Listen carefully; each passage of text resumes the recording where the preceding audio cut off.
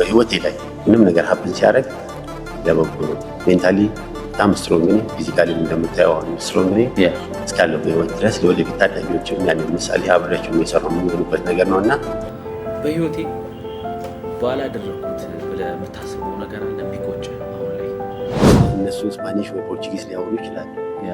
ያንን ነገር ትሞክራለህ። ምክንያቱም ፉትቦል ላይፍ ነው።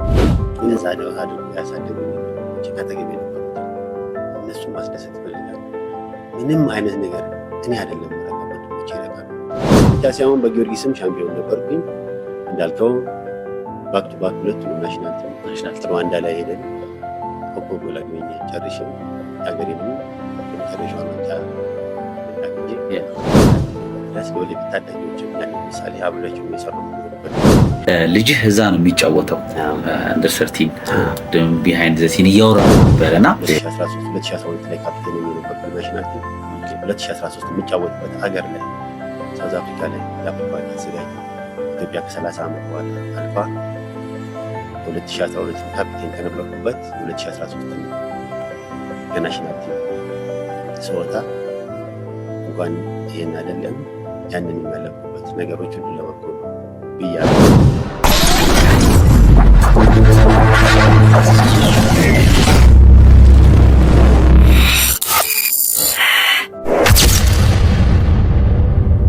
ሰላም ጤና ይስጥልን ምርጥ አድማጭ ተመልካቾቻችን እንዴት ናችሁልን? የምትገኙት በንስር ፊልምና ፕሮሞሽን ተዘጋጅቶ በኦያያ መልቲሚዲያ የሚቀርብላችሁ ንስር እይታ ላይ ነው የምትገኙት። ዛሬ ደግሞ እንደተለመደው ንስር እይታ አንድ ሰው ይዞላችሁ መጥቷል። ሙሉ መረጃውን አልሰጣችሁም። በእርግጥ ራሱ ማንነቱን ይገልጽላችኋል። ፍቅሩ ተፈራ ለሜሳ ይባላል። የተለያዩ ሀገራት ላይ ተጫውቷል። ወደ 3 አህጉራት ላይ ወደ 7 ክለብ ወደ 7 ሀገር እንዲሁም ደግሞ 16 ክለቦች ላይ መጫወት ችሏል። ፍቅሩ ተፈራ ለሜሳ ከሀገር ወጥቶ ቻሌንጅ አይደለም ያደረገው አቺፍ አድርጎ መጥቷል። ይህ ተጫዋች አሁን ወደ አሰልጣኝነት እየተንደረደረ ነው። ከዛ ውጪ ደግሞ ብዙ ያሰባቸው ፕላኖች አሉ። ምን ሊሆኑ ይችላሉ? ወደ ነዛ ነው የምንሄደው። ኤፋ ፍቅሩ እንኳን ደህና መጣ። እንኳን ደህና ቆየህ። በመጀመሪያው አክብረህን እዚህ ድረስ ስለመጣ ከልብ አመሰግናለሁኝ። እኔም በጣም አመሰግናለሁ። አክብሮትን የሚጀምረው እንግዲህ ከዚህ በፊት የነበረኝን የላይፍ ስታይል የሚያሳይ ነው። እዚህ ደረጃም እንድደርስ ያደረገኝ ደግሞ በማክበር ነው እና እናንተ ማክበራችሁ ደግሞ ስለጠራችሁኝ አመሰግናለሁ። ዋው የሚገርመው አክብረ መምጣት ብቻ ሳይሆን ሰዓት ኦን ታይም ነው የተገኘው እና ይሄ ደግሞ ምን ተገነዘብኩ መሰለ፣ አንድም ሌላ እንግዳ ቀጥሬ ነበር ከሰዓትና ሁለታችሁም ስኬታማ ሰዎች ናችሁ። ጠዋት ላይ ሁለታችሁም ቀድማችሁ ነው የደወላችሁልኝ ከኔ በፊት እና that's why they success ነው ያልኩት።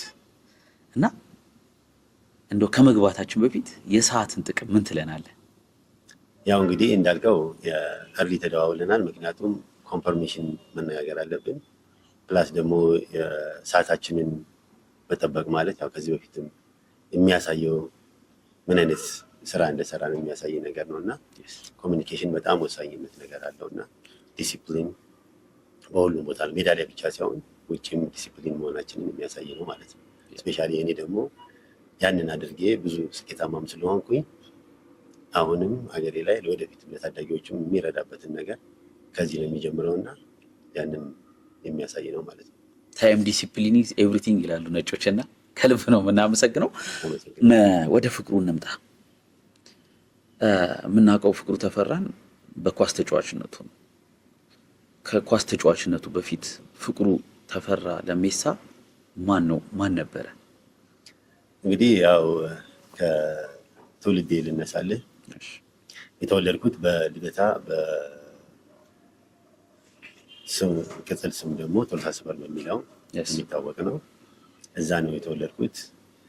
በደንብ ደግሞ ራሴን ያወቅኩት ደግሞ በአየር ጤና አካባቢ ነው። ቤተሰቦቼ ወደዛ ቤት ሰርተው በገቡበት ሰዓት ያው ከልደታ ተነስተን ወደ አየር ጤና የገባንበት ነው። አጀማመሬ እንግዲህ ይህንን ይመስላል። ያው የኳስ ህይወታችን ደግሞ በዛ ሰዓት በነበረው በምንኖርበት አካባቢ በአየር ጤና ብዙ ሜዳዎች እና ለመጫወትም የሚያመች ስለነበረ ከሰፈር ልጆች ጋር ያንን ኳስ ከኳስ በፊት ግን ሌላ ሰው ነበር ይላሉ ፍቅሩ ተፈራ። በተለይ አላማው ሌላ ነበረ ከኳስ ተጫዋችነቱ በፊት። ከዛ በፊት ደግሞ ሌላ ስፖርትን ሞክሮ ነበር ይላሉ። እና የቤተሰባዊ ሁኔታስ እንዴት ነበረ? ፋሚሊ ከኳስ ውጭ በፊት የነበረው ላይፍ እንዴት ነበረ? እንግዲህ ያው ወደዛም የምንመጣበት ነገር ያው ስለ ኳሱ ከመጀመራችን በፊት የቤተሰብ ያው ጥሩ ቤተሰብ ነበረ። ያው በዛ ሰዓት ደግሞ ራሳችንን የምንችልበትን ወይም ለወደፊት ይሆናል ተብሎ የተገዛ ሚኒባስ ነበረ እና በዛ ጊዜ እንግዲህ ሚኒባስ ትልቅ ነገር ነው። ያንን ወንድሞቼ ታላላቅ ወንድሞቼ ይሰሩ ነበረ። ያው በመሀል እኔም ደግሞ ያው የመንዳት እንትኑን አለማምደውኝ ወደዛ ነገር ውስጥ ገብቻለሁ ማለት ነው እና ያለ መንጃ ፈቃድ ነበር የምሰራው በዛ ሰዓት። ያው ከሰፈር ውስጥ ወደዚህም ወደዛም እና መንደር ውስጥ የሚሰራ ከአየር ጤና ወደ አለም ባንክ የሚባል ቀጭን መስመር ነበረ እና ያንን እሰራ ነበረ። ምን መሰለ ያው የሚያሳየው ከልጅነት ጀምሮ አንድን ነገር የመልመድ የማወቅ ፍላጎት ነበረኝ። ያንን ደግሞ እግዚአብሔር ይመስገን ወንድሞቼ ደግሞ በደንብ አዳብረው ቤተሰቦቼም ጥሩ ደረጃ ላይ እንድደርስ የሚያደርግ ፍላጎትን እና የፍላጎቴን ደግሞ እንዳሳካ ያደረጉኝ ከዛ ጀምሮ ነው ማለት ነው እና ስፖርት ያው አክሮባትን እንሰራ ነበረ። ካራቴዎችን ያው እሱን እንሰራ ነበር። ያንንም ደግሞ ተያይዞ በሰፈር ውስጥ እንዲሁም ደግሞ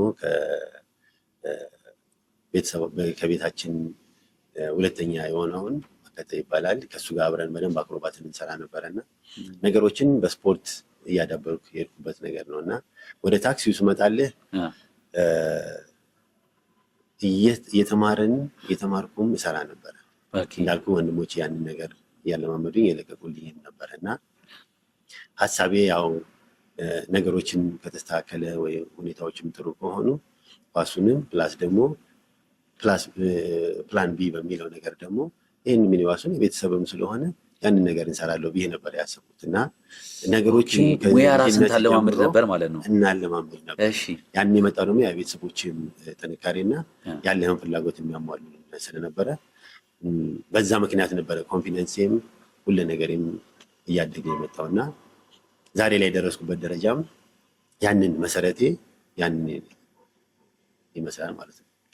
ያው ብዙውን ጊዜ በቤተሰብ ላይ ሆኖ ስራ መስራት አይታሰብም። በተለይ አዲስ አበባ ልጅ ሆኖ ትምህርትን ተማር ነው የሚባለው እና ያንተ ቤተሰብም ደፍረ ስራዎች እንድትሰራና በጊዜ ኢንካም የምታገኝበትን መንገድ እንድትፈጥር እንድትጠነክር ያደርጉ ነበረ እና በዚህ በእድገት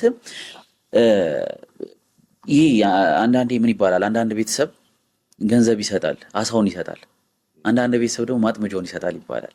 ስለዚህ አንተ ቤተሰብ ማጥመጃውን ያው ትልቅ ተርኒንግ ፖይንት የምለው ደግሞ ማለት ነው ያው እግዚአብሔር የፈቀደው ነገር ነው። በልጅነታችን እንዳልኩ ከልደታ ወተን ወደ አየር ጤና በገባንበት ሰዓት የራሳችንን ቤት ሰርተን የገባ ነው አልኩ። ቤተሰቦቼ ያው ያንን ያደረጉበት ያው የራሳቸውም እኛም ደግሞ ኮንፈርት ሆነን የምንኖርበትን ነገር ነበር። ሞር ተርኒንግ ፖይንት የመጣው እናትና አባቴ በልጅነታችን አረፉ ማለት ነው። እዛ ቤት ውስጥ ከገባን ጀምሮ ኦልሞስት 2 ዓመት ወይ 3 ዓመት ሳንቆይ በ3 ዓመት ዲፈረንት እናትና አባቴን አጣው ማለት ነው። ያንን ሰውን የመጀመሪያው ወንድሜ ያው የቤቱ ታላቅ ወንድማችን አሁን ድረስ እንዳባትም ሆኖ ያሳደገኝ ያው ምስጋና ይግባውና አሁን ድረስ ማከብረው የምወደው ወንድሞቼም በጠቅላላ ያ ነው ለህይወቴም ተርኒንግ ፖይንት የሆነው። ፕላስ ደግሞ እሱ ያንን በርደን ተሸክሞ ዛሬ ላይ ያለውበትን ደረጃ ይህን ኢንተርቪው ስሰጥ ሁሌ ማመስገን ይህን ብቻ አይደለም። የመጀመሪያውን ክለቤን ስፈርም አዳማ ላይ ትልቅ ደግሞ ሲከፈለኝ ማለት ነው። ከዛ በፊት ክላስ 14 ፖሊስ ስጫወት የእሱን ደስታ ነበር የማየው። ነገ ጠዋት ደግሞ የሆነ ቦታ ላይ ደርሼ ይህን ወንድሜ ማስደሰት ፈልጋለሁ፣ ወንድሞቼ ማስደሰት ፈልጋለሁ ነበር እና ኢዝ ኖት አባውት ሚኒባስ መኖር አይደለም፣ ጥሩ ነገር መኖርህ አይደለም። ያንን ታርጌት ነበረ አድርገህ ማለፍ አለብን። እንዳልኩ ቤተሰቦቻችን አጠማመዱን አሳይቶ መሄዳቸው ጠቅሞናል ማለት ነው። በዛ ሰዓት በጣም ዲፊካልት ነበረ፣ ምክንያቱም በ3 ዓመት ልዩነት ነው ሁለቱን የሚያጣ ነው ማለት ነው። በዛ ደግሞ እንደ እህትም እንደ እናትም ሆነ ያሳደገችን ደግሞ ያው በዚህ አጋጣሚም ደግሞ ሁሌም ማመሰግናት ዘመዳችን ወይም የአባቴ ዘመድ የነበረችው ለእኔ ግን እናት ሆነ ያሳደገችኝ ስኳሬ ንጉሴን ደግሞ በደንብ ማመሰግን። እሷና ሰለሞን ተፈራ እንግዲህ ወንድሜ ታላቅ ወንድሜ ይህን ነገር አድርገው ነው እዚህ ቦታ የደረስኩት ማለት ነው። እና ገና 18 ዓመት ሰሞላው ነው ያንን ነገር ተሸክሞ ዛሬ ላይ ፍቅሩ ተፈራ አውሮፓን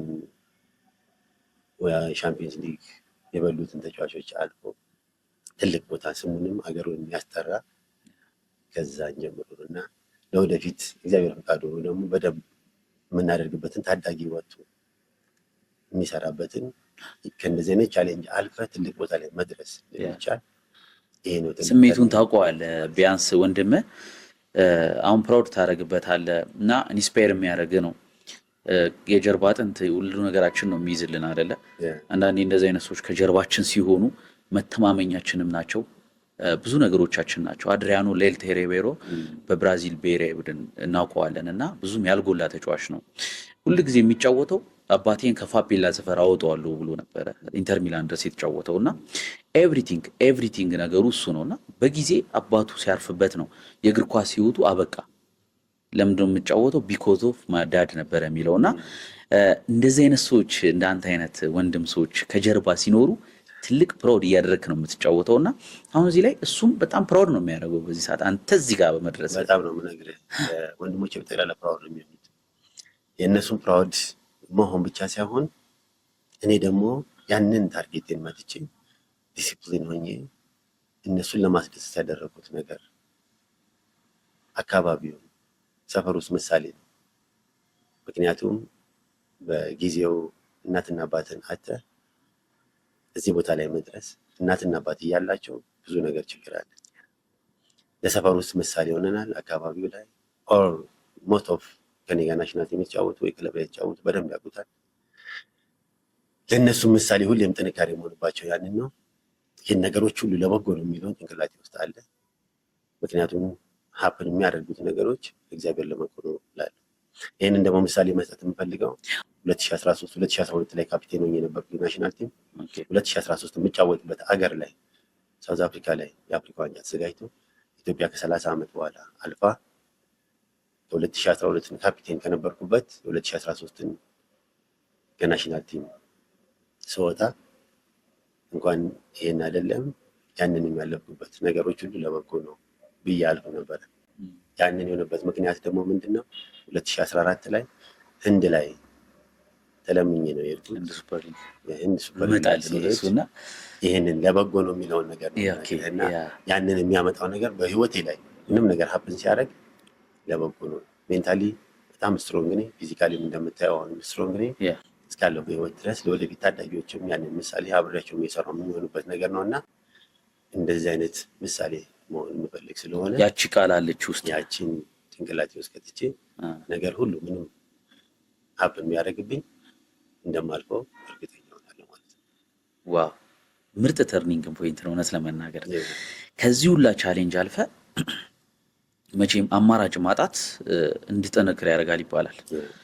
እነዚህ ሁላ ደረጃ ደርሰ ከአዲስ አበባ ፖሊስ ከክልል 14 ፖሊስ ወደ አዲስ አበባ ፖሊስ ከአዲስ አበባ ፖሊስ ወደ አዳማ ክልል 14 ፖሊስ ቲሙ ነው። ክልል 14 ፖሊስ ያው ስትነሳ የነበረበት መጀመሪያ ፕሮጀክት ነበረ። እዚህ ካላችሁ 93 ላይ ነበረ በእኛ ማለት ነው።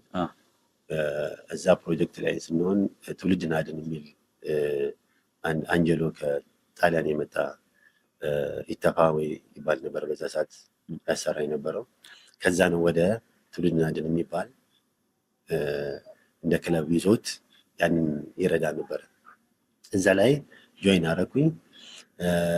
በዛ አጋጣሚ ደግሞ ቻሬ አሁን አሜሪካ ላይ ነው ያለው።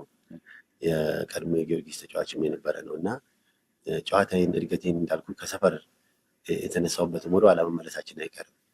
እዚህ ላይ ከመድረሴ በፊት ሰፈር ውስጥም ትልቅ የሆነ ስራን ሰርቻለሁ በእግር ኳሱ ማለት ነው። በአለርት ትልቅ ዙሪ ይካሄድ ነበረ። እዛ ላይ የሰፈሬን ዋንጫ ያደረስኩበት ያ ዋንጫውን ብናታ ትልቅ ስምን እዛ አለርት ሜዳ ላይ አትርፌያለሁ። አሁን ድረስ በምንገናኝበት ሰዓት ያንን የሚያዩበት ነገር አለ። ከአለርት በደንብ የሚታወቅበት ያው በሆስፒታሉ ነው፣ ሜዳም ነበር። ፕላስ ደግሞ ያው አቡነ አረጋዊና ቅዱስ ገብረ ክርስቶስ ቤተክርስቲያን ያለበት ነው። እዛው ቤተክርስቲያናችን እንገባለን፣ ኳሳችንም እንጫወታለን እና ያንን ትልቅ ዙር የነበረበት ነበር እና ባይገርምህ መሸጥን የጀመርኩት ያው መሸጥን እንላለን ያው አንድ ተጫዋች ወደ አንዱ ሲዘዋወር ከሰፈር ውስጥ እንደዛ የተጫወትኩኝ የሌላ ሰፈር ልጆች እኛ ጋር እንድትጫወትልን ብለው ወስደውኝ ነበረ እና ያው በዛ በልጅነት ሄድን ነው የተወሰነ ገንዘብ ይከፍሉሃል። በዛ ሰዓት ያው የነበረው 10 ብር ነበር እና 10 ብር በጣም ትልቅ ነው።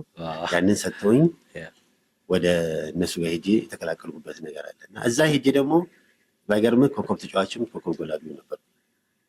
እንደውም በጣም ፈኒ አሁን ድረስ ሳወራው የሚገርመኝ ኮከብ ተጫዋቹንም ኮከብ ጎል አግቢ መውሰድ አልችልም ተባልኩ።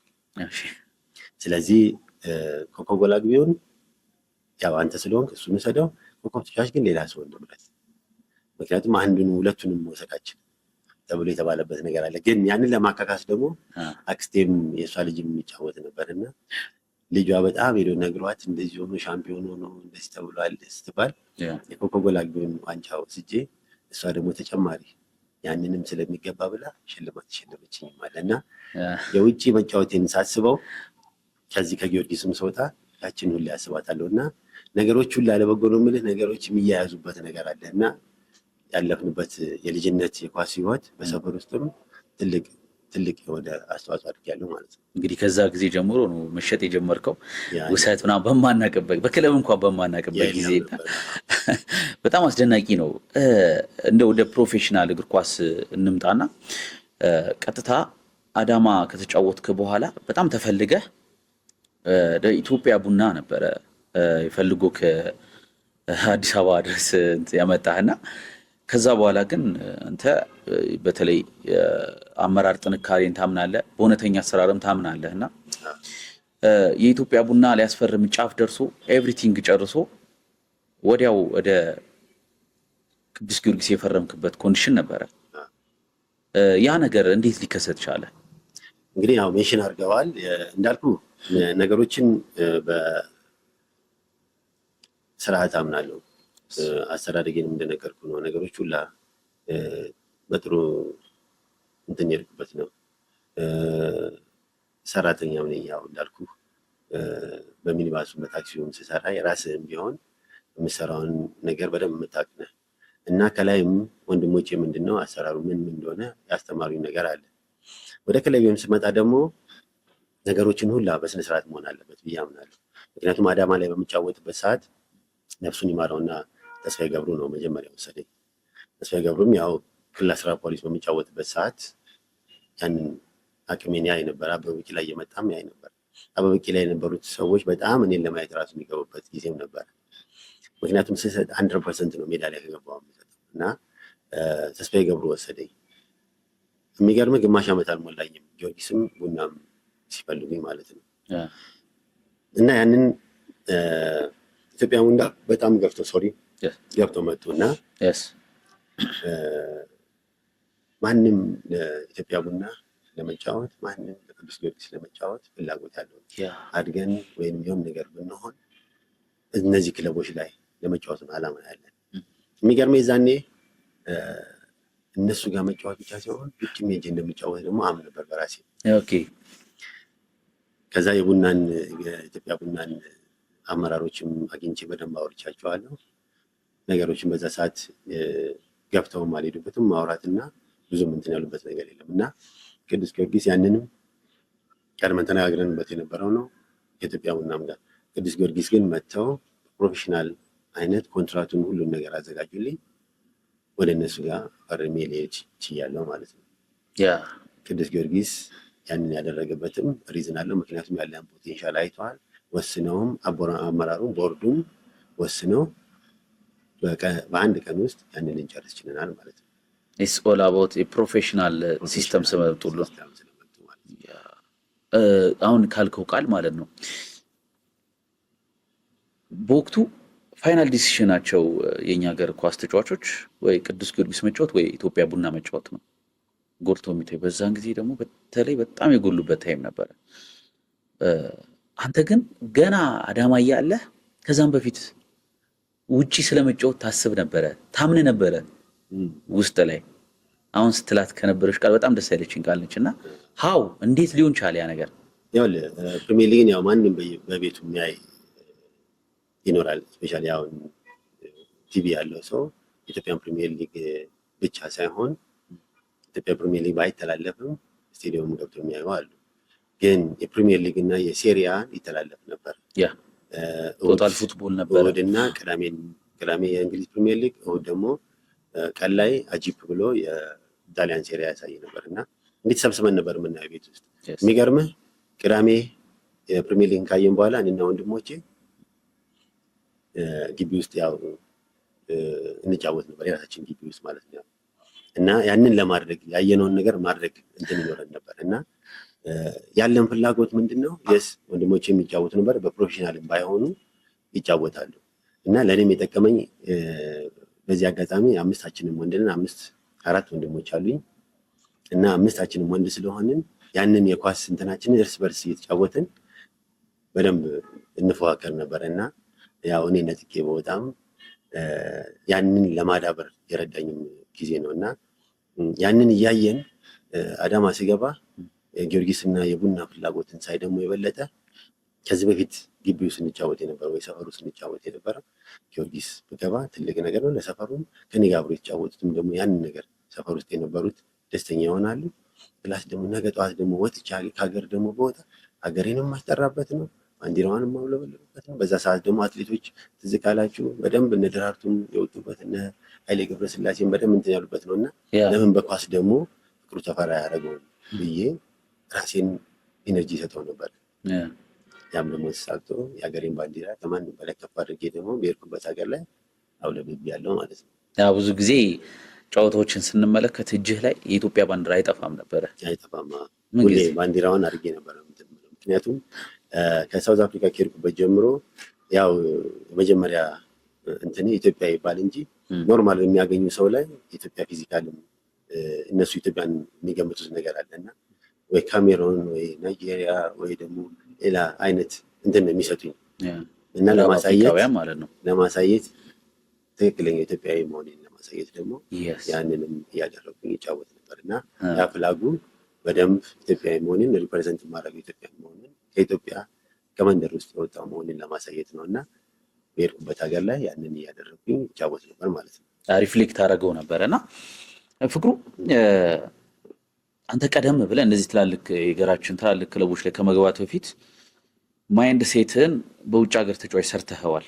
ቢኮዝ ኦፍ ደግሞ ነግረህናል። በቃ ስትመለከተው ነው ያንን ነገርም ስታሳይ ነበረ እዛው ግቢ ውስጥ ያ ነገር ዞሮ ዞሮ ፈልጎሃል ኢማጂን ስላደረግከው እና ራስህም ነግረኸዋልና በወቅቱ ግን በጣም የፈለግክበትና የእግር ኳስ ተጫዋች ምርጡ ጊዜ የሚባልበት አንድ ተጫዋች ጥሩ ጊዜ ሲያሳልፍ በወቅቱ ምርጥ አቋሙ ላይ ነው ይባላል አይደለ? ያኔ ሻይን ያደረክበት ጊዜ ነበረ። በተለይ ለቅዱስ ጊዮርጊስ ስትጫወት፣ ለኢትዮጵያ ብሔራዊ ቡድን ስትጫወት ነበር በወቅቱና በቅዱስ ጊዮርጊስ ሻምፒዮን ነበርክ። ከዛ ብሔራዊ ቡድን ሻምፒዮን፣ ከዛ ቅዱስ ጊዮርጊስ ሻምፒዮን፣ ከዛ ብሔራዊ ቡድን ሻምፒዮን። ጭራሽ እስካሁን ድረስ ከዛን ጊዜ በኋላ ያላየነውን የካፍ ቻምፒየንስ ሊግ ጥሩ ጉዞ ተጉዟችሁ ነበረ በቅዱስ ጊዮርጊስ ደረጃ። በወቅቱ በብሔራዊ ቡድንም ሻይን አድርጋችኋል። ከዛ በኋላ አልተመለከትነውም ያንን ነገር። በጊዮርጊስም ሻይን ስታደርግ ነበረና በወቅቱ ምን ነበረ ሚስጥሩ? አንደኛ በራሴ ፐርሶናሊቲ ነው የማወራው። አብሮኝ የነበሩ ተጫዋቾችም የሚገልጹበት ነገር ነው። ወደ ጊዮርጊስ ገበያ ሲኒየር የሆኑ ተጫዋቾች ነበሩ፣ ስማቸውን በናሽናል ቲም የሚያስጠሩ እነ ሙሉዓለም ረጋሳን መጥቀስ ይቻላል። ትልቅ ተጫዋች ያው ብለን በሀገሪቷ ውስጥም ደግሞ ስም ያለው እና አሸናፊ ግርማ እነሱ ነበሩ። እኔ ጊዮርጊስ በመቀላቀልበት ሰዓት ደግሞ ነገሮችን ከነሱ መማር አለብኝ፣ ፕላስ ደግሞ በልጬ መገኘት አለብኝ የሚል እምነት ነው ያለኝ። እንደመጣውም ቤት ተሰላፊ ሆኜ ነው የገባሁት። ምክንያቱም አጋጣሚ ሆኖ ደግሞ የናሽናል ቲም ኮች ነፍሱን ይማረውና አስራት ኃይሌ እችን ጊዜ ነበር የሚጠብቀው። አዳማ እያለው ያ ነበረ ጊዮርጊስ ገብቼ ግን የመጀመሪያ 2-3 ጨዋታውን ስጫወት ያለኝ ፐርፎርማንስ ሚቾ በጣም ብዙ ነገሮችን ለውጧል። የሚገርምህ ዝግጅት ላይ ስንገባ በቀን 3 የምንሰራበት ጊዜ ነበረ። ኢትዮጵያ ውስጥ ያልተለመደ ነው። የትኛውም አሰልጣኝ ያንን የሚያሰራ አልነበረም። ቢያንስ ትሬኒንግ ያሰራን ቢባል 2 ሊያሰራ ይችላል። ሚቾ ግን 3 ያሰራን ነበር እና ያ ነገር ደግሞ እኔ ዴዲኬት ሆኜ የሰራው ነበረ። እረፍቴን ደግሞ በአግባቡ እጠቀማለሁ። አሁን ድረስ እረፍቴን በደንብ እጠቀማለሁ። ምክንያቱም ያ ነው እዚህ ድረስ ኮንስታንት ሆኜ ያን ያህል እንትኖችን እንድጫወት የሚያደረገኝ ማለት ነው። እና በጊዮርጊስ በገባሁበት ሰዓት ጀምሮ ጥሩ ኮሚኒኬት ነበረኝ ከልጆቹ ጋርም። ፕላስ ደግሞ ኤክስትራ ስራ ሰራ ነበረ። ስቲል የሚያወሩትም ነገር አለ። ጠዋት ትሬኒንግ ሰርተን አርፈን የምንወጣበት ነው። እኔ ግን አርፌ ጂም ነበረ፣ ጂሙን እሰራ ነበረ። ሁሉም ላይ አሁን ላይ የደረስኩበት ደረጃ ድሮም የምሰራው ስራ የረዳ ነው ይሉኛል። ምክንያቱም እኔ ደግሞ አላማ ነበረኝ። ነገ ጠዋት ልጆች ላይ መስራት የምፈልገው ያንን ነው። እለወጣለሁ፣ እሰራለሁ ካልክ ትልቅ ቦታ ላይ መድረስ እንደምትችል ማለት ነው። እና ጊዮርጊስ ቤት ያንን አማራጭ አገኘው። የተስተካከለም ነበረ ለእንደዚህ አይነት ለእኔ ብዬ ማሰብ እችላለሁ። ምክንያቱም ትሬኒንግ ሰርቼ ማረፊያውም የተስተካከለ ነው፣ ፕላስ ጂም አለው። ትሬኒንግ ስሞል ኤክሰርሳይዝ መስራት ከፈለኩኝ ደግሞ ግቢው በጣም አመቺ ነበረ እና ያንን ይሰራ ነበረ። ናሽናል ቲም ስመረጥ የታየው በሴካፋ ላይ ሀገራችን ላይ ሻምፒዮን ሆንበት የመጀመሪያውን ጎል አግብቻለሁ።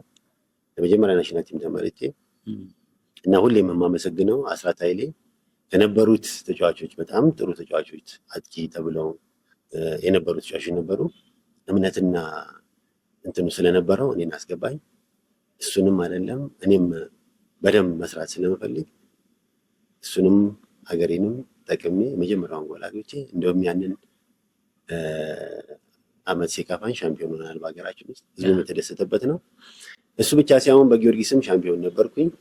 እንዳልከው ባክ ቱ ባክ ሁለቱንም ናሽናል ቲም ሩዋንዳ ላይ ሄደን ኮከብ ጎል አግኝቼ ጨርሼም የሀገሬንም የመጨረሻውን ዋንጫ ልናገኝ ችለናል ማለት ነው በሴካፋ ላይ። ከዛ በኋላ ዋንጫ ስላልመጣ ማለት ነው። ትክክል። ወደፊት ግን የአፍሪካን ዋንጫ የምናሳበት ልጆችን የምናፈራበት ጊዜ ስለሚኖር ይህን የመጨረሻ ልለው አልችልም። ግን በእኛ ጊዜ የነበረው ዋንጫ የመጨረሻ የሴካፋ 98 ላይ በላ ነው ማለት ነው። ከውጤት ጋር በተያያዘ ያንን የነበረው በተለይ ደግሞ ሳትስፋክት የሚያደርገው በኡጋንዳ አሰልጣኝ አስራት ኃይሌ ወይም ጎራዴው ይዞት የነበረው የአዲስ አበባው ቲም ነበረ። ምክትል አሰልጣኙ ኢንስትራክተር ሰውነት ቢሻው ነበሩ በወቅቱ።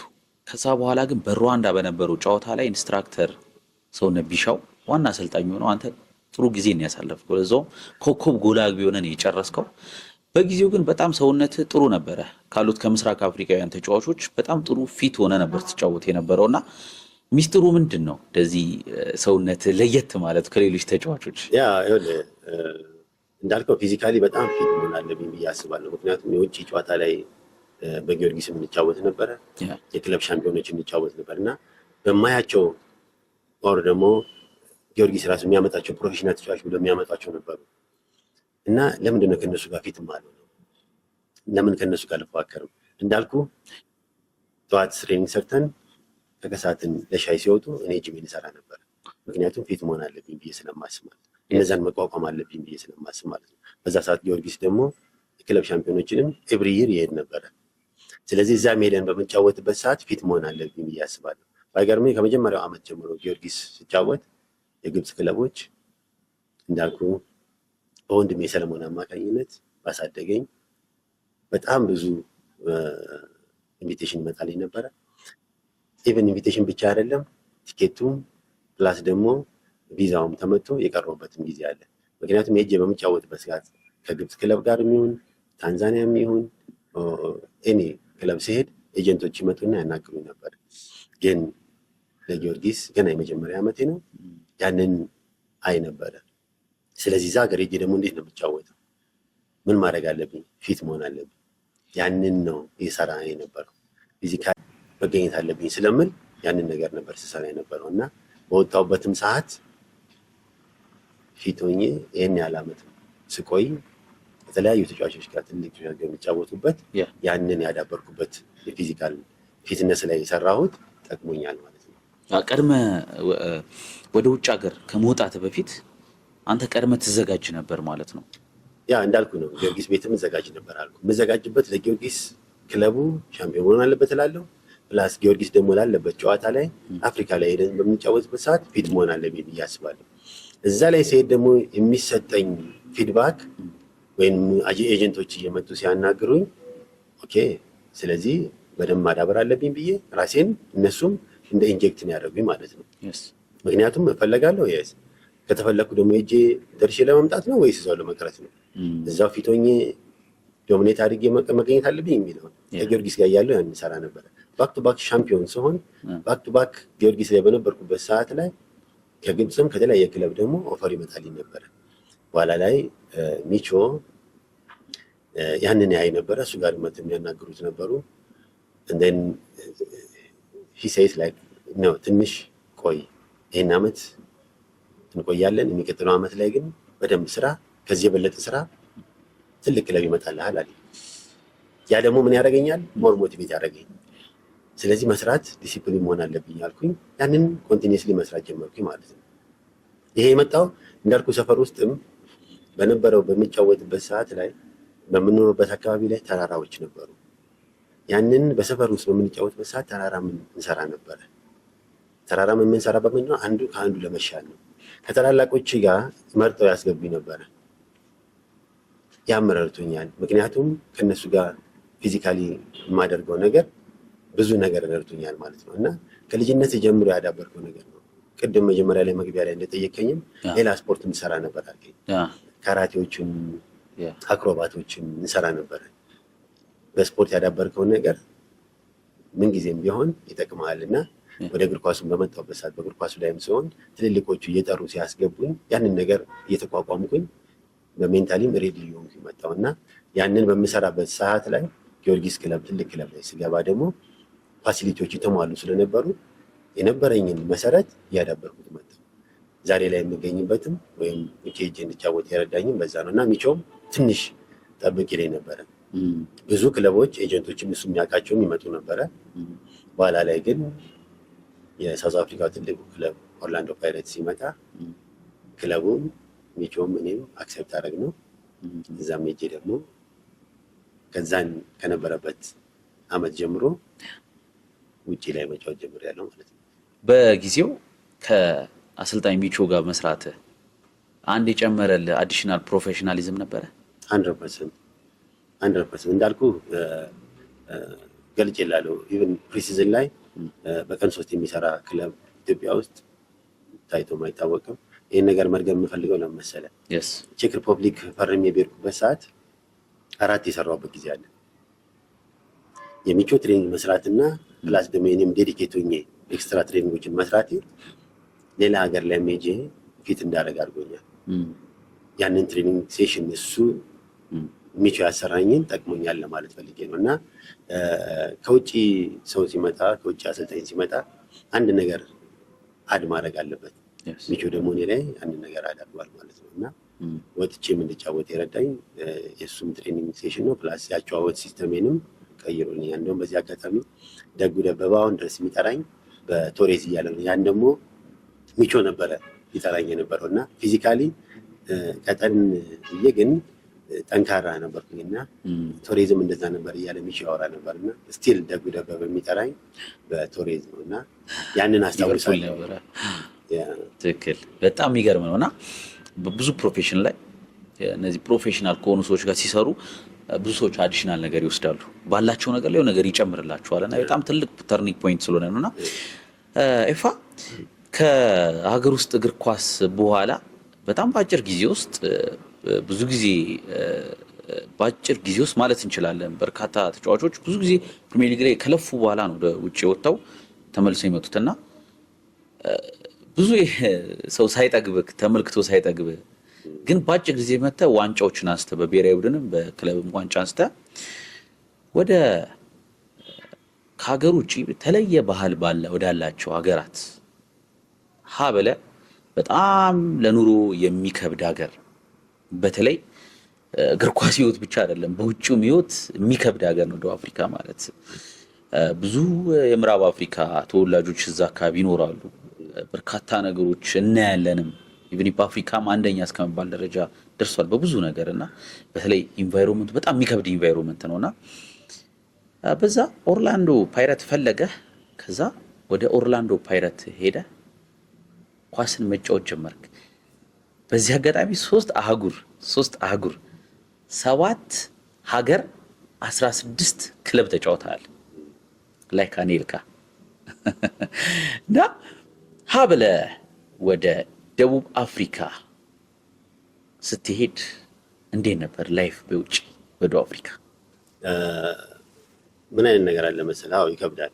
የመጀመሪያው ሀገር ውስጥ ወጣ ፕላስ ደግሞ ላይፍን ወይም እግር ኳስን ሌላ ሀገር ላይ ለመጫወት ከዚህ በፊት የማደርገው ምንድነው ከክለቤ ጋር ከጊዮርጊስ ጋር የራሴ ሰዎች ካሉበት ጋር ክለብ ሻምፒዮን እንጫወታለን ወይ የክለብ ቶርናመንት እናደርጋለን። ከዛ በኋላ ወደ ሀገራችን ነው የምንመለሰው። አሁን ግን ኑሮህም ላይፍህም ሰው ሀገር ላይ ይሆናል ማለት ነው። ያ ትንሽ መጀመሪያ ላይ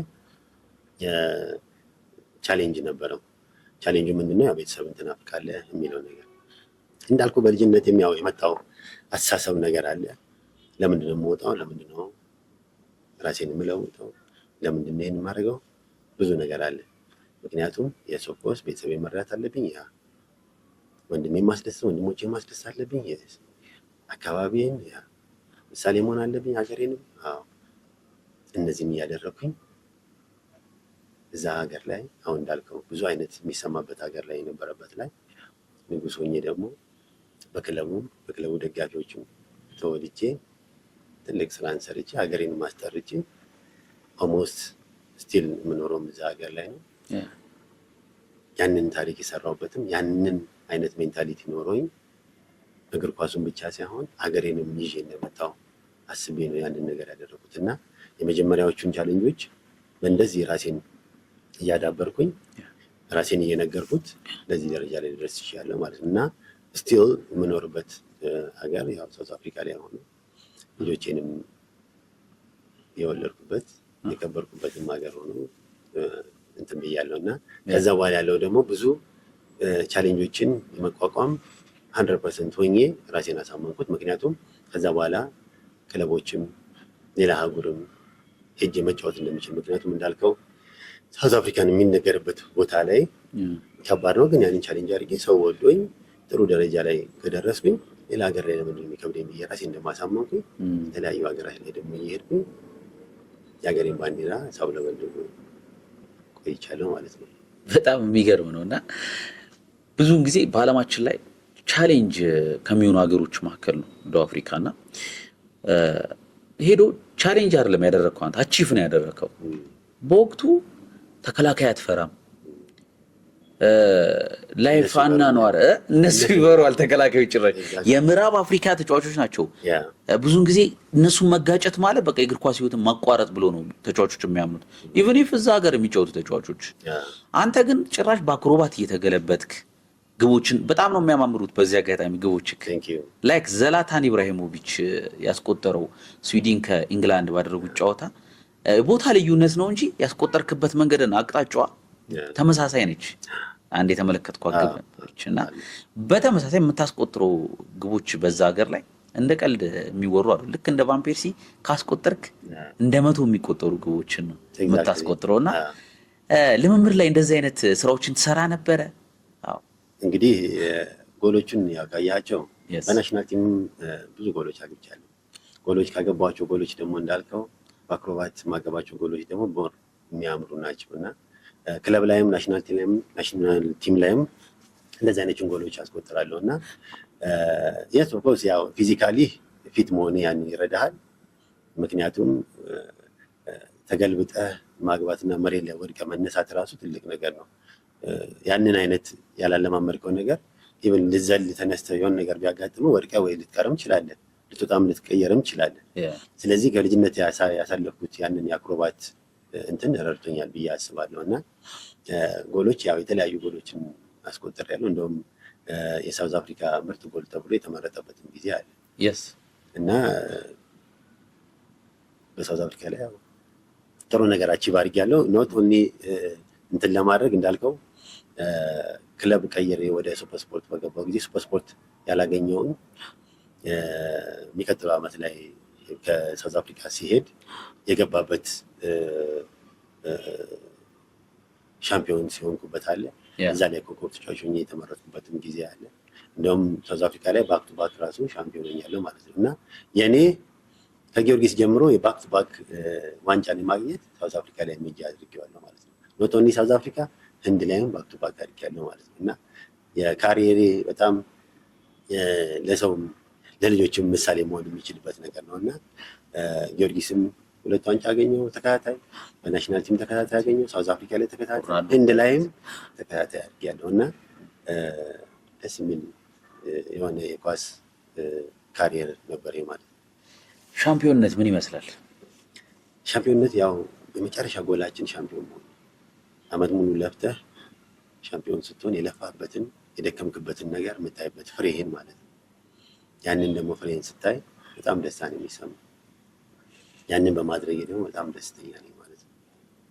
እና የሻምፒዮንነትን ፊሊንግ ለመግለጽ ሜቢ አግኝተው ቢሆን በሆነ በስራ ላይ የምትሸለም ያን ነገር የምታይበት ፊሊንጉን እንደዚህ አይነት ነገር ነው። ዛሬ ላይ እንደዚህ ነው ብለህ ሜቢ ላይሰማ ይችላል። ምክንያቱም ተወሱን መንደር ውስጥ እንደዚህ ሰፈር ውስጥ ተጫውተን ሻምፒዮን ስንሆን ምን አይነት ነገር እንዳለ ማለት ነው። እና ወጥተህ ደግሞ ከትልልቅ ተጫዋቾች ጋር ሀገርን ባንዲራ ሻምፒዮን ሆነ ስታውለበልብ ደግሞ ከፍተኛ ስሜት ነው የሚሰማው። እና አማፒ ፎታት ከሻምፒዮንነት ቀጥሎት ሻምፒዮንነት ምን ታደርጋለህ መሰለህ? የበለጠ ያነሳሳል። ሽንፈትን እንጠላለን። ምክንያቱም ባክ ቱ ባክ ማግኘት ማለት ደግሞ የሚገርመው እንደ ወደ ቼክ ሄድኩኝ እንጂ 3ኛ ሱፐር ስፖርትም ሻምፒዮን ሆኗል። ቼክ ላይ ሄጄ ደግሞ እኔ ደግሞ ትልቅ ነገር የዩኤፋ ዩሮፓን ሊግን ተወዳድሬያለሁ። እና ነገሮችን በላይክ ስታይሌ ላይ የሄድኩበት ነገር ከሻምፒዮን ከሆንኩበት በላይ ደግሞ ያን ያሳየኝ ወደ ትልቅ ወይም ወደ አውሮፓ ላይ ሄጄ እንጫወት ተረድቶኛል እንጂ አሁን ብዙ ሰዎች ሻምፒዮን ሲሆኑ ሳትስፋክት ያደርጋሉና ለሌላ አቺቭመንት አይሄዱም። አብዛኛው ሰው ፍቅሩ ተፈራን ምንድነው ለየት ያለገው እንዳይረካ ያደረገው እንቅፋት እንዳይሆን በሻምፒዮንነት እንቅፋት እንዳይሆን ያደረገው ምንድነው? ሌላ ሻምፒዮን ሆኖ ድጋሚ ሌላ ሻምፒዮንነትን ይፈልግ ነበር። ይሄ በጣም ትልቅ ሚስጥር ነው። አብዛኛው ጊዜ ትላልቅ ሰዎች ጥቂት ሰዎች ናቸው የሚያደርጉት ይሄንን። ሻምፒዮን ሆኖ አይረኩም፣ ድጋሚ ሌላ ስራ ይሰራሉ። ትናንትና ዋንጫ ተቀብሎ ባላንዶር ተቀብሎ ክርስቲያኖ ሮናልዶ ዶ ሳንቶስ አቬሮ በሌሊት ተነስቶ ትሬኒንግ ገብቶ ይሰራ ነበረ። ያ ነገር አንጎበር ይዞት ያመርቅኖት አልቀረም። በሌሊት ሄዶ ትሬኒንግ ይሰራ ነበርና በሳቲስፋክሽን አለመውደቅ እንቅፋት ሳቲስፋክሽን እንቅፋት አለመሆኑ ይሄ ሚስጥሩ ምንድነው? ከሻምፒዮንነት በኋላ ሻምፒዮን ያለ ምን መሰለህ፣ ያው አንዳንዴ እንዳልከው በጣም ሻምፒዮን ስትሆን የመጀመሪያውን ኤክሳይትድ ሆኖ ነገሮችን ሁሉ ዝም የሚያደርጉበት ነገር አለ። ስፔሻሊ ተጫዋች አሁን ሜንሽን እንዳደረገው ክርስቲያኖ ብዙ አቺቭ አድርጓል። እስቲ ግን አይጠግቡም። አንዳንድ ተጫዋቾችን ስታይ ደግሞ እርሊ ኤጃቸው ሳቲስፋክሽናቸው በጣም የበዛ የሆነና ለሚቀጥለው ካሪየራቸው ኢቭን ካሪየራቸው ራሱ ረጅም ሳይድ የሚቆሙበት ነገር አለ። ደስታችን ሊሚት ነው መሆን ያለበት። ምክንያቱም ረጅም እሄዳለሁ ረጅም እሰራለሁ ብለህ የምታስብ ከሆነ በዚህ አይደለም መቆም ያለበት። የመጨረሻው እስትንፋሴ እስከሚቆምበት ድረስ ነው መስራት ያለብኝ ብዬ አምናለሁ። ኳሴን ጫማዬን እሰቅላለሁ ብዬ ሳስብ የዛኔ አቆማለሁ ማለት ነው። ግን እስከምሰቅልበት ድረስ መስራት አለብኝ። ጂም ቤትም እሰራለሁ። ዛሬ ክርስቲያኖን ምሳሌ እናደርግ እንችላለን። እኔ ደግሞ ራሴን ነው ምሳሌ ማድረግ የምችለው ለሀገሬ ፕላስ ያለኝ ፊዚካል አሁን የምሰራበትም ብዙ አይነት እንትኖች አሉ እና ዳትማች ረጅም አውሮፓ ላይ በደንብ ማድረግበት ነገር ባይሆንም ግን ባለኝ ባገኘሁት ነገር ላይ ግን ራሴ ምሳሌ ማድረግ እችላለሁ፣ ኮምፒት ማድረግ እችላለሁ ማለት ነው። እንደውችን ያወራናት እስከ ደቡብ አፍሪካ ድረስ ባክ ቱ ባክ ቻምፒዮን ስለሆንክ ነውና 7 ሀገር ላይ ነው የተጫወትከው። ደቡብ አፍሪካ፣ ኢንዲያ፣ ቼክ ሪፐብሊክ፣ ቬትናም፣ ፊንላንድ ቬትናም፣ ፊንላንድ እንዲሁም ደግሞ ባንግላዴሽ ተጫውተሃል። በጣም በጣም በጣም የተለያየ ኢንቫይሮንመንት ነው። ካልቸራሊ ላንጉዌጅ ኤቭሪቲንግ በጣም ነው የሚለያየው። ባንግላዴሽ እና የፊንላንድ ነው አንድ የፊኒሽ ሊግ እና የባንግላዴሽ ሊግ ተመሳሳይ አይደለም። ኢንዲያን ሊግ ደግሞ የመጀመሪያው ነው። ጭራሽ ኢንዲያን ሱፐር ሊግ የመጀመሪያ አመቱ ላይ እንደ አዲስ ተዋቅሮ የመጀመሪያ አመት ሲሆን የእናንተ ጨዋታ አትሌቲኮ ኮልካታ ከሙምባይ ሲቲ ነበር ጨዋታ የነበረው ኦክቶበር 12 ኦክቶበር 12 2014 ያ በሚገርም ሁኔታ 2014 ላይ ኦክቶበር 12 2014 ላይ ሙምባይ ሲቲ ከአትሌቲኮ ኮልካታ ጨዋታቸውን ሲያደርጉ 28ኛ ደቂቃ ላይ የህንድ ሱፐር ሊግ የመጀመሪያው ግብ ያንተ ነው። ኮሜንታተሩ ይናገራል ኢንዲያን ሱፐር ሊግ የመጀመሪያዋን ጎል አገኘች በፍቅሩ ተፈራ ለሜሳ ኢትዮጵያን ፕሌየር ብሎ ነው የተናገረው። በወቅቱ ዓለምን ጥልቅልቅ አድርጎ ነበረ። ጉግል ላይ ስትገባ ሰርች ስታደርግ ፈርስት ኢንዲያን ሱፐር ሊግ ጎል ስትል ፍቅሩ ተፈራ ለሜሳ ብሎ ነው የሚያወጣው። ስቲል ኤቭሪ ኢየር በቃ እሱ ይወራል ማለት ነው። እሱ ይወራል እና ፍቅሩ ተፈራ ለሜሳ ይዛኔ አንድ አሲስት አንድ ጎል አስቆጥሮ ነው የወጣው። 3 ግቦች አስቆጥራችሁ ያሸነፋችሁትና በጣም ማትረሳው ደግሞ ግቧን አስቆጥረ ሄደ አክሮባት የተገለበጥካት 2 ጊዜ የተገለበጥካት ነች። ፍቅሩ ተፈራ ለሜሳ ይሄውላ ሀገር ሄዶ ይሄውላ የተለያየ ኢንቫይሮንመንት አይቶ እንደዚህ አይነት ታሪክ አስመዝግበ መቼም የማይሰረዝ ታሪክ አስመዝግባል። እንደው እነዚህን ሁሉ ሀገሮችንና የተለያዩ ባህሎችን እንዴት ልትላመድ ቻልክ? እንዴት ያንንስ ታሪክ ልትሰራ ቻልክ? ያው ቻሌንጆችን መቋቋም ይችላል። ቻሌንጆችን እንዴት ማለፍ ይችላል? ምክንያቱም እኔ ካሪየር ያው ፉትቦል ነው። በፉትቦል ደግሞ ብዙ ነገሮች ይኖራሉ። ግን እማምንበትና አንድ ጭንቅላቴን የሚያሳመንኩት ነገር አለ። ሃርድ ወርክ፣ ዲሲፕሊን። እነዚህን ካደረግኩኝ ዋይ ኖት አቺቭ ማላደርግበት ብዬ አምናለሁ። ላንጉጅ እንደነገርኩ ነው። የትኛውም ዲፈረንት የሆነ ኢንቫይሮንመንት ላይ ወይ ከሀገር ላይ ሄጃለሁ። ካልቸራሊም የተለየ ነገር አለ። ግን ፉትቦል አንድ ነው የሚለውን አምናለሁ። ቋንቋውን መልመድ ይችላለሁ። ኦፍኮርስ ምንም እንትን የሚለን ነገር የለም። መግባቢያም ይሆናል። ኳስ ግን አንድ ታደርገናለች። በሄድኩበት ሀገር ላይ ዴዲኬቶኝ የምሰራውን ፉትቦሉ ምን ይፈልጋል የሚለውን፣ ሌላ ነገሮች እኔን አያሰናክለኝም ማለት ነው። የሄድኩበትን ዓላማዬን ሀገሬን ሁሌ እንዳልኩ ከጀርባዬ ምንድነው ሀገር ያለች ኢትዮጵያን ማስጠራት ፈልጋለሁ። እኔ ዛሬ እዛ ሀገር ላይ ሄጄ መጫወቴን አይደለም። ነገ ጠዋት ኢትዮጵያዊ ሊመጣ ይችላል። ኢትዮጵያዊ ሲመጣስ እዚህ ሀገር ላይ ፍቅሩ ተፈራ ምን ሰርቶ ይሄዳል? ምክንያቱም እንዳልኩ ሳውዝ አፍሪካ ላይ የሰራሁትን ስራ ከዛ በኋላ የመጡ ተጫዋቾች ሊመሰክሩ ይችላሉ። ፍቅሩ ተፈራ ኢትዮጵያዊ፣ ፍቅሩ ተፈራን ታውቀዋለህ? መንገድ ዳር ሁሉም ቢዝነስ የሚሰሩትም ፍቅሩ ተፈራ። ያንን አይነት ስም መትከል እፈልጋለሁ በየሄድኩበት ሀገር ላይ ብዬ አምናለሁ። ምክንያቱም ዩኒቨር ነው ማን ተጫዋች የት እንደሚመጣ እኔ ሄድኩበት አለ አይደለ? ለምን ሌላው ሳይመጣም? ስለዚህ የሄድኩበት ሀገር ላይ ደግሞ ምንድነው ማድረግ ያለብኝ? ስሜን ሀገሬን ማስከበር አለብኝ። ደን አሰልጣኙ ምን ይፈልጋል? ክለቡ ምን ይፈልጋል? ያንን እንሰራለን። በሁሉም ክለብ ላይ በሰራሁበት ክለብ ላይ እንዳልኩ አቺቭ ያደረኩት ተወዳጅነትን ያተረፍኩት ያንን ኃላፊነት ይዤ ነው። አንድ ተጫዋች ሲነሳ ከቤቱ የኳስ መጫወቻውን ታኬታውን ጥሎ አይሄድም፣ ወይ ማሊያውን ጥሎ አይሄድም። የሚሰራበት ነው። ወደ ክለብ ወደ ሜዳ ላይ ስትሄድ ማለት ነው። ካን ኢማጂን ሀገር ላይ ሄደ ስትሄድ ደግሞ ማንነትን መጣል የለብን፣ ማንነትን ማሳየት አለብን።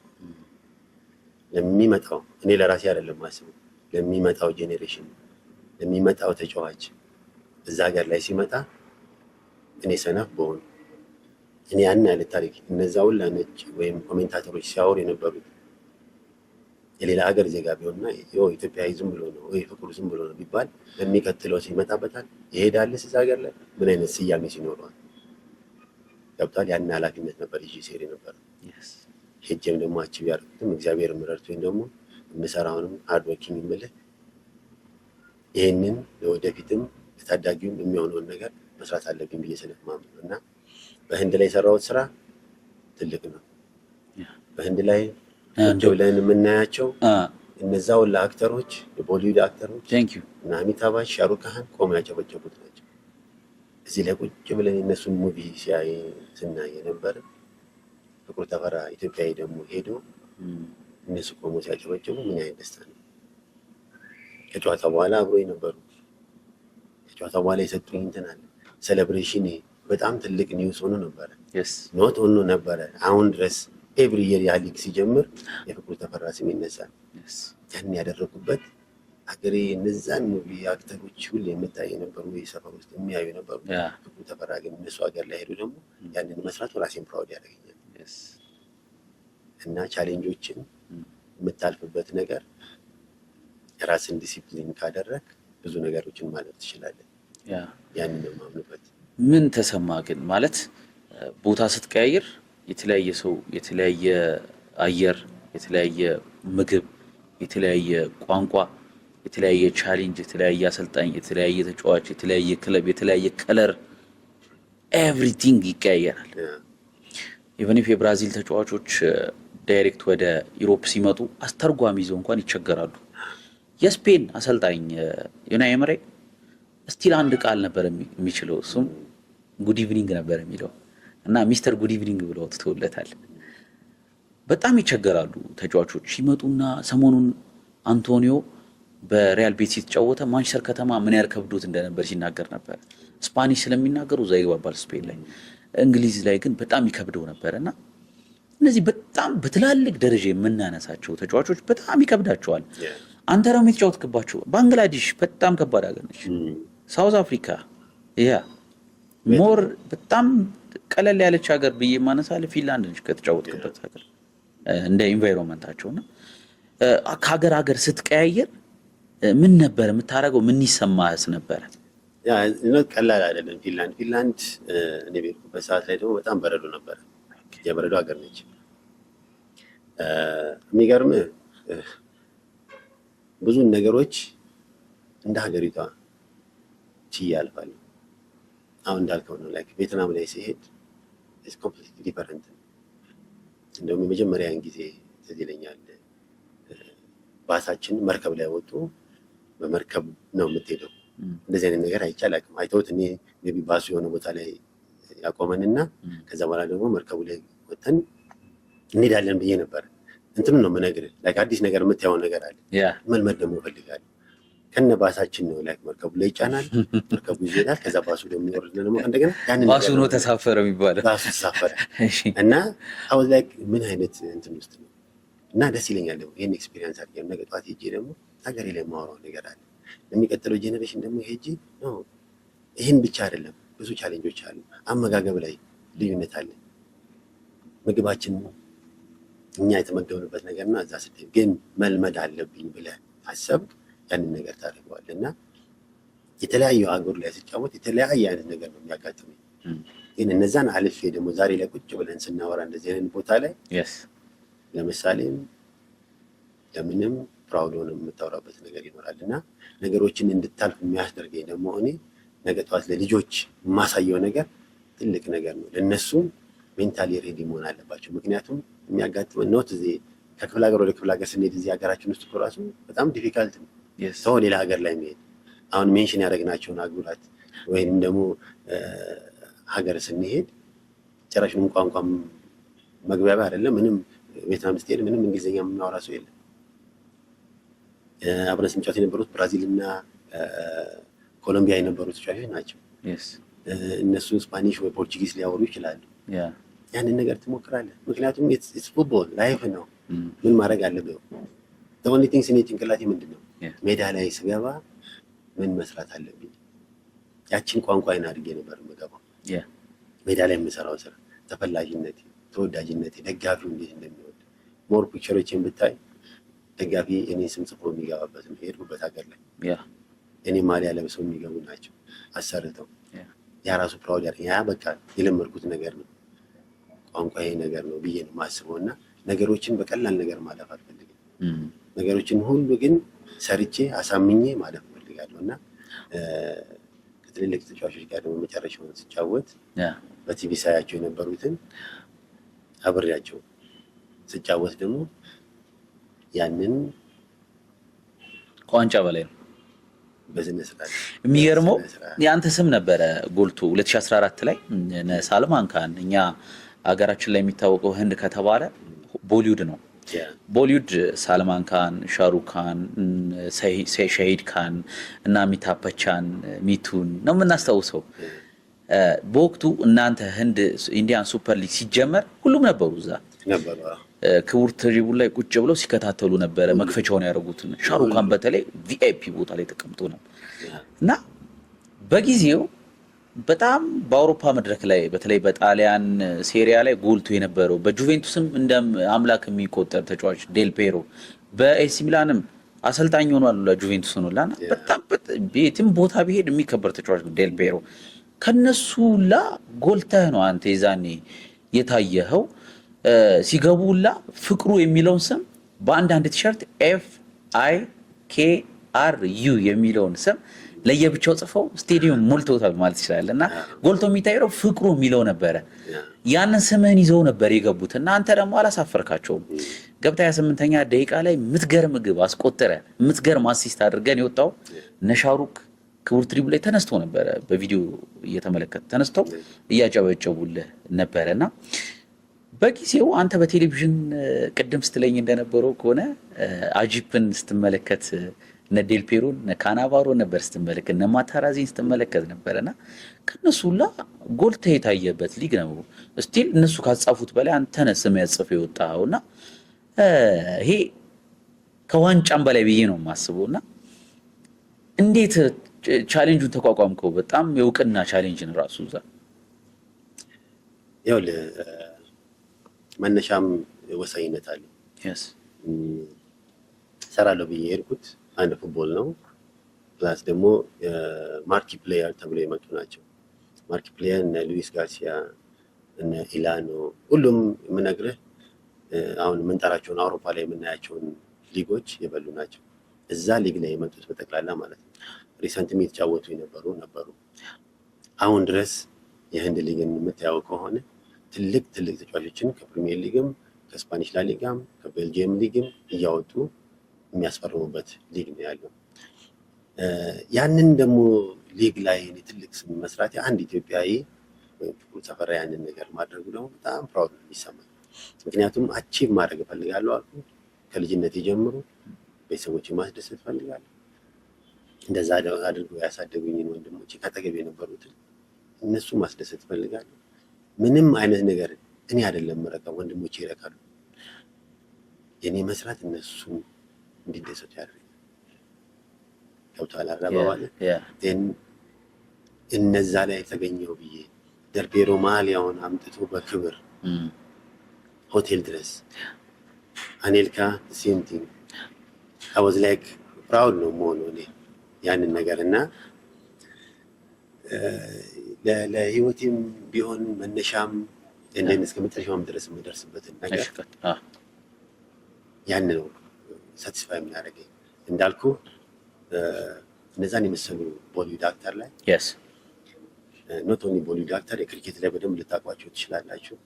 እነ ቪራት ኮህሊ እነ ዶኒ ከነ ሮናልዶ ከነ ሜሲ ጋር የሚፎካከር አትሌት ነው። እነሱ ራሳቸው ያንን መጥተው ያንን ነገር ማድረጋቸው ለኔ ትልቅ ክብር የሚሰማኝ ነው እና አንዳንዴ